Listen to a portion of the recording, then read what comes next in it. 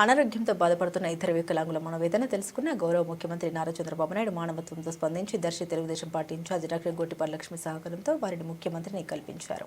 ఈ సందర్భంగా సీఎం వికలాంగుల పరిస్థితిని పరిశీలించి వారికి 4 లక్షల రూపాయల ముఖ్యమంత్రి సహాయ నిధి చెక్కులను మంజూరు చేశారు. ఈ చెక్కులను Darsi TDP incharge doctor Gottipati Lakshmi Talluru మండలం మాధవరం గ్రామంలోని బాధితుల నివాసాలకు స్వయంగా వెళ్లి అందించారు. ఈ సందర్భంగా బాధిత కుటుంబాల్లో ఆనందం వెలువరిసింది.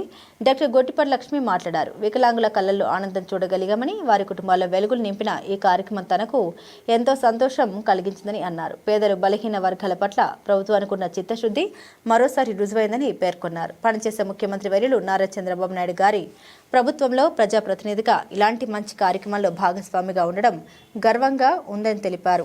ప్రతి ఇంటికి సంక్షేమ అభివృద్ధి ఫలాలు అందాలని సంకల్పంతో కూటమి ప్రభుత్వం 18 నెలల పాలన సాగిస్తుందని వివరించారు. అదే స్ఫూర్తితో దర్శి ప్రాంతాన్ని కూడా అభివృద్ధి పథంలో నడిపించి ప్రతి పేదవారి కళ్ళల్లో ఆనందం చూడాలనే లక్ష్యంతో ముందుకు సాగుతున్నామని తెలిపారు.